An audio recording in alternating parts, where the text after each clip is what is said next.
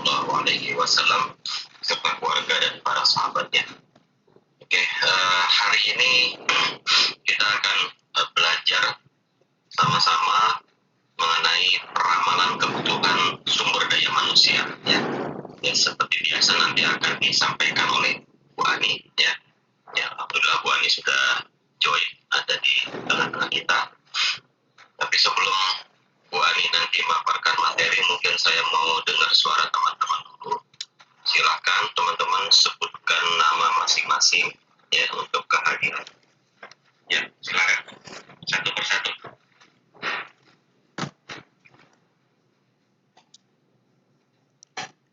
Ya Pak, Eko Suryanto. Oke. Saya Pak Iva Setul Karumia. Lanjut. Saya Pak Nabila Nova Abdillah.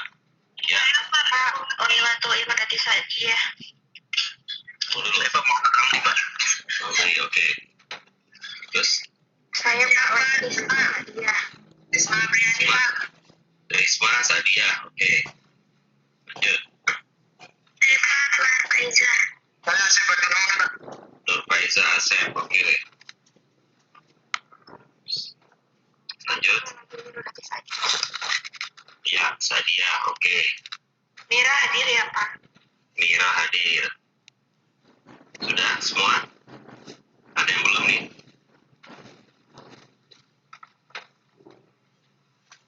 Siapa yang belum sebut nama? Oh, Sukawati. Sukowati, ya. Risma. Tadi saya sudah menyebutkan nama. Risma udah ya? Oh, Najla udah. Ya, enggak, itu Sukawati. Nabila sudah, Pak. Sudah. Nabila sudah. Oke, kalau gitu. Pak, Risma Eva. Oke, Iva sudah. Tadi Iva sudah ya. Sudah Pak. Iva sama Maya ini satu akun atau dua orang yang berbeda? Waktu orang yang sama Pak. Oh sama, Iva sama Maya. Oke, sama ya. Ya. Oke, udah semua. Oke, Bu Ani, saya akan share slide-nya. Berhubung Bu Ani lagi ada sedikit gangguan jaringan, jadi saya akan share slide. Ya. Teman-teman sudah download ya di kampus ya materinya ya. Bagi yang belum silahkan download di kampus dan bisa baca-baca. Ya. Sudah kelihatan semua?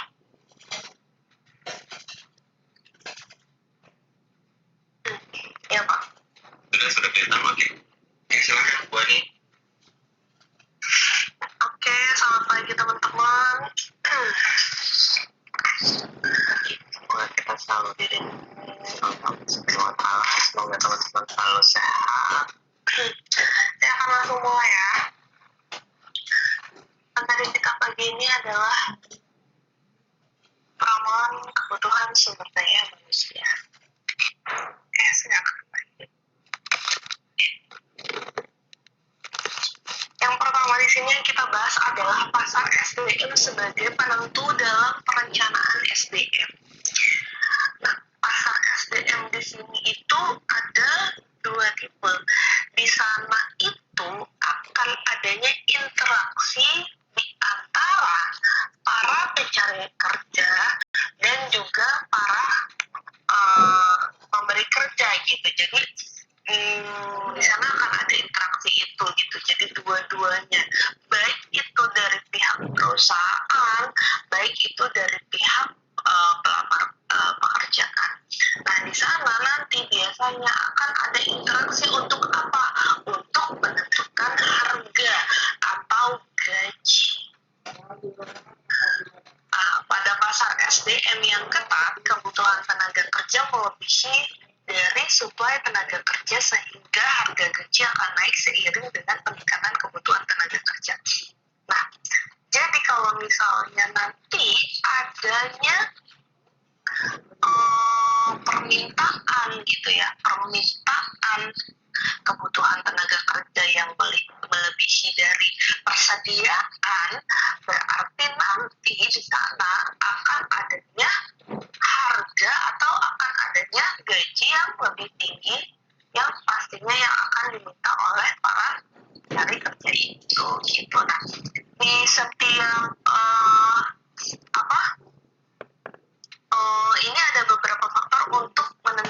gitu ya, cakupan pasar SDM gitu. Jadi ada sekitar 5 faktor kurang lebih ya.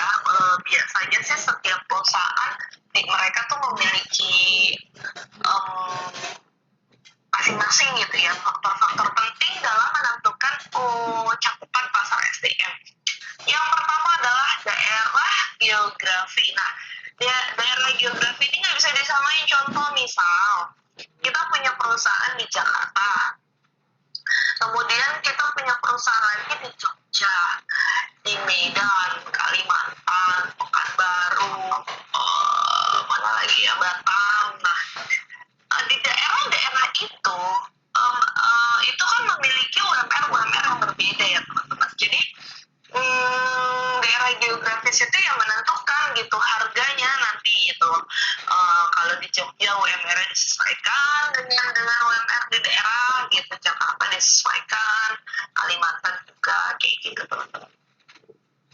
Kemudian nanti faktor yang mendukung lagi adalah pendidikan atau pengalaman atau keahlian ya yang dipersyaratkan oleh satu pekerjaan. Jadi ya ini memang penting gitu, pendidikan juga, keahlian juga, pengalaman juga gitu. Apalagi kalau misalnya it's okay pendidikannya misalnya nggak sesuai gitu, tapi kalau misalnya dia punya pengalaman atau skill di bidangnya itu di lowongan yang memang dibutuhkan oleh perusahaan, itu pasti akan diperhitungkan sama perusahaan kayak gitu.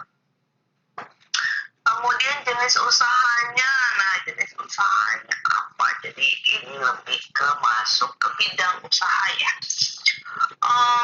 Persyaratan izin atau sertifikat, kemudian keanggotaan serikat kerja. Oke. Next slide. Oke. Pasar SDM internal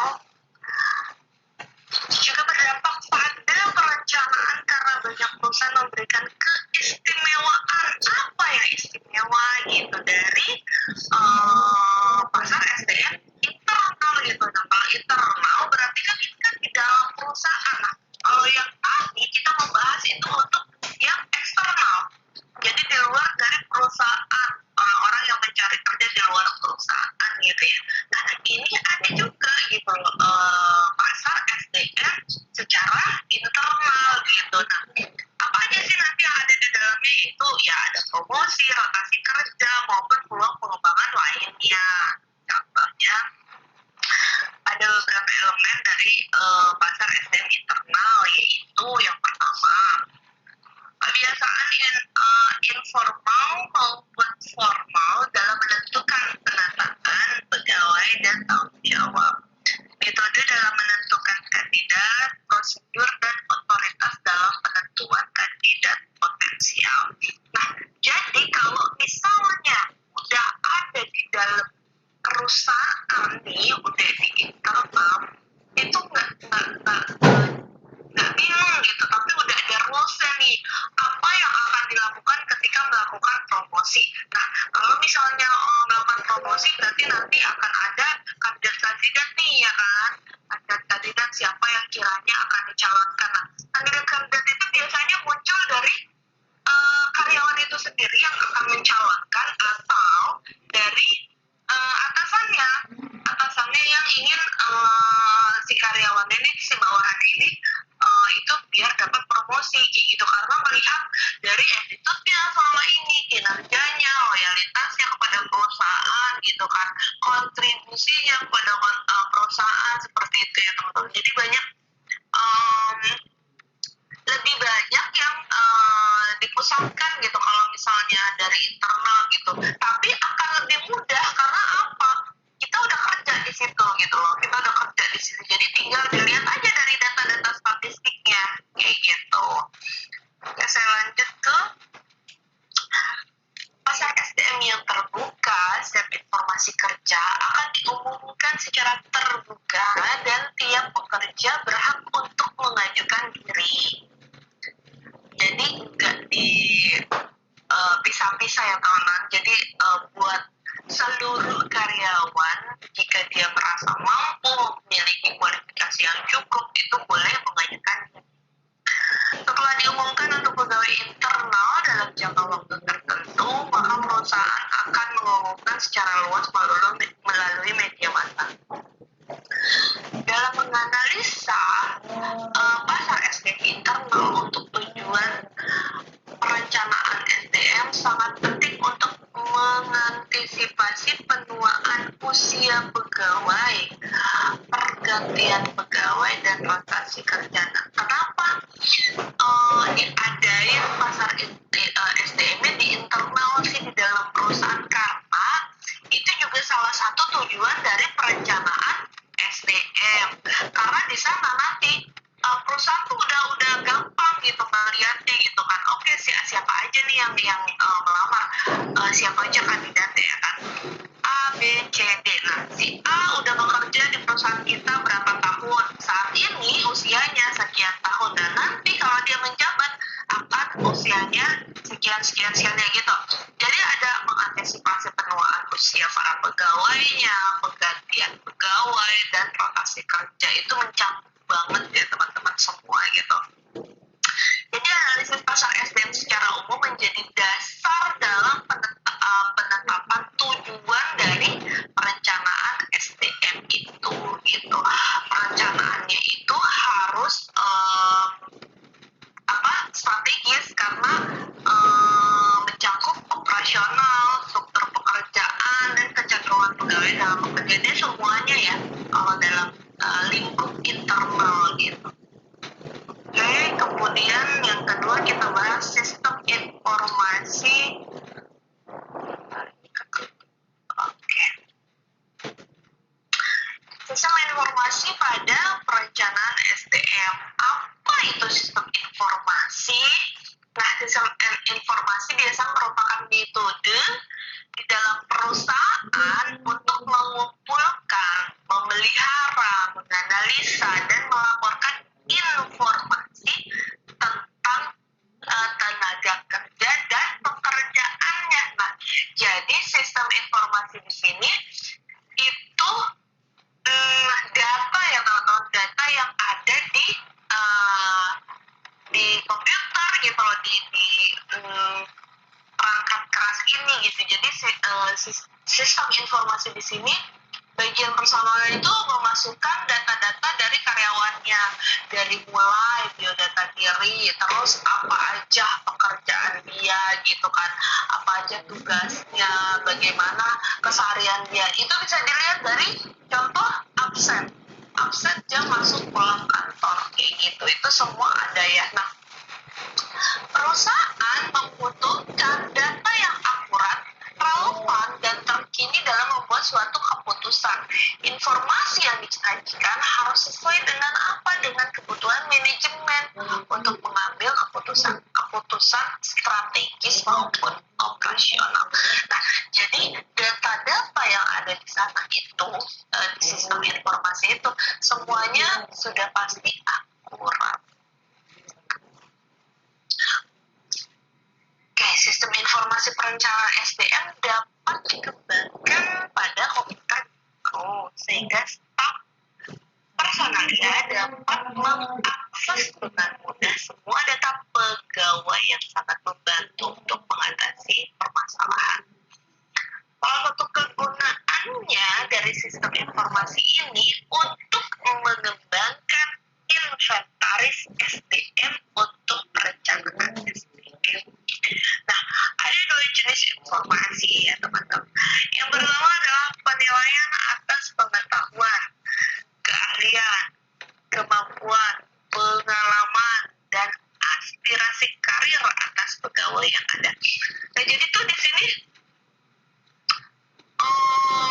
di sistem informasi itu semuanya benar-benar tercatat ya.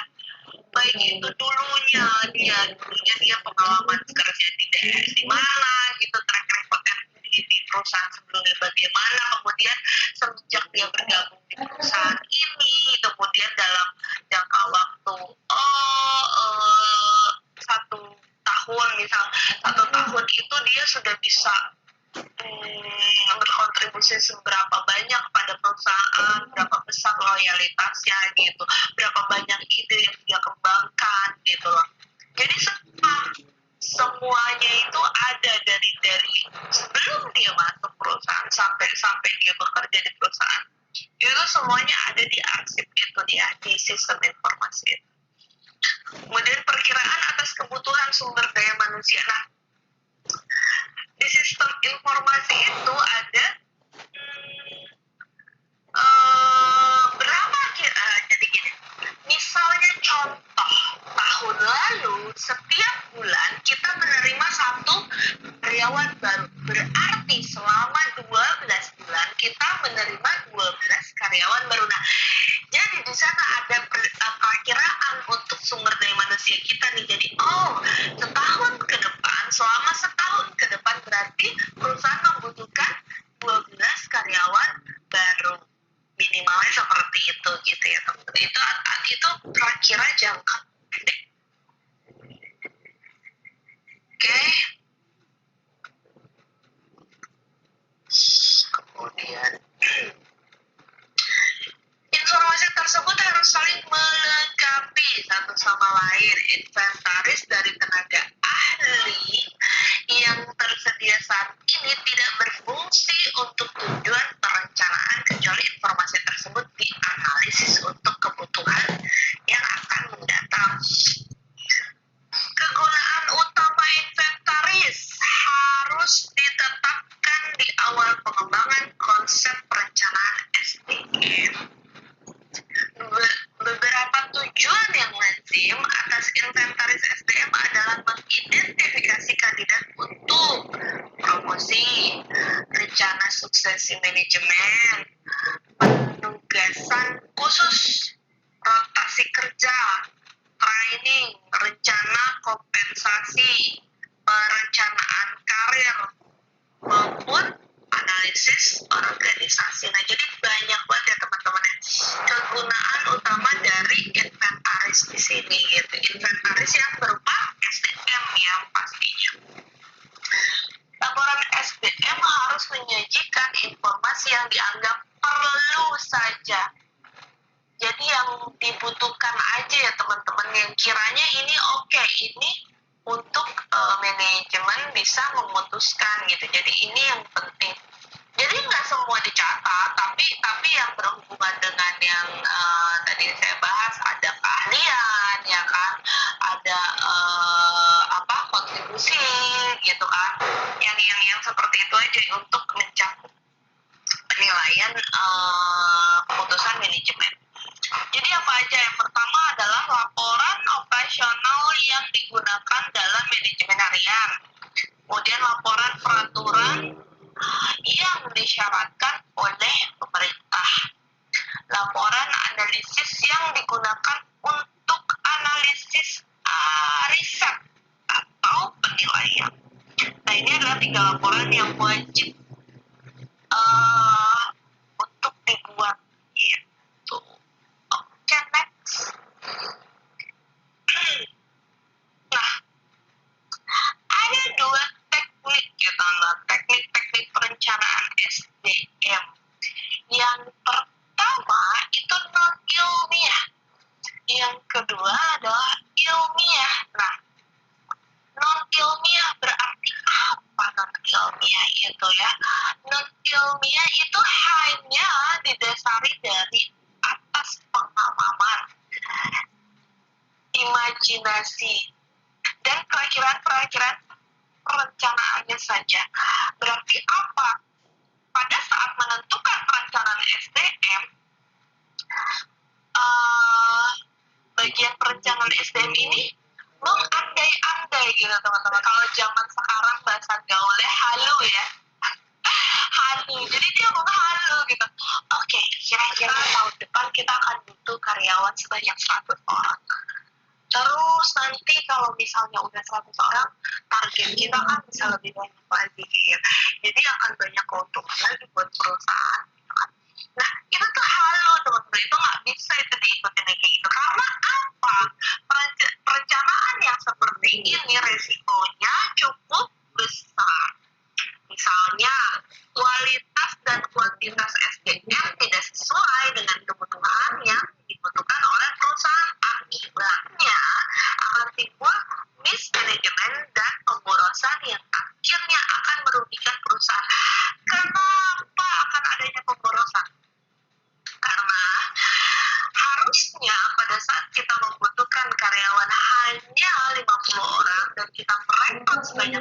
karena berarti akan ada 50 karyawan yang harus kita gaji, teman-teman. Ya nggak sih? Sama perusahaan lah. Kenapa juga karena adanya timbul mismanagement. Nah, mismanagement di sini itu pada saat divisi-divisi manajemen yang harusnya membutuhkan kualifikasi dan kualitas SDM-nya, saya butuhnya staff admin, saya butuhnya staff teknisi. Nah, itu tuh nantinya jadinya nggak beres karena butuhnya banyak aja, jadi direkrut aja semua kayak gitu, teman-teman. Nah, sedangkan teknik yang satu lagi adalah teknik yang ilmiah. Diartikan bahwa perencanaan SDM dilakukan berdasarkan hasil analisis dan data. Informasi dan peramalan itu untuk forecasting dan perencanaan yang baik. Jadi, semuanya dianalisa dulu. Semuanya pakai data. Alhasil apa? Akan menimbulkan hasil yang relevan dan akurat. Nah, perencanaan yang seperti ini resikonya sudah pasti kecil. Karena segala sesuatunya telah diperhitungkan, telah terlebih dahulu sebelum dilakukan, karena semuanya dianalisa terlebih dahulu. Nah, pada teknik ini data dan informasinya harus akurat serta analisis yang baik dan benar.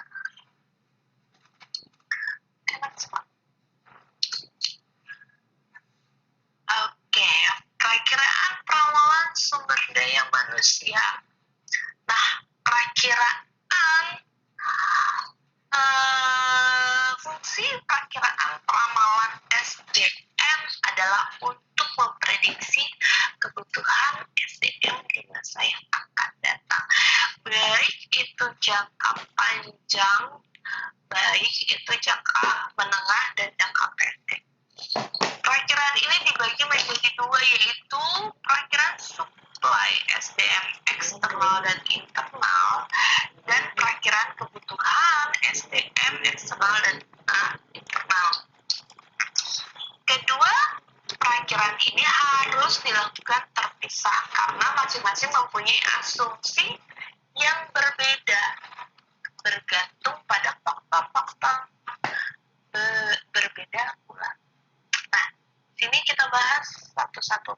Perakiraan supply internal bergantung pada kondisi di dalam organisasi. Seperti yang pertama, umur para pekerja itu penting sekali. Pergantian pekerja maupun pengangkatan pegawai baru. Kedua, perakiraan kebutuhan eksternal dan internal sangat bergantung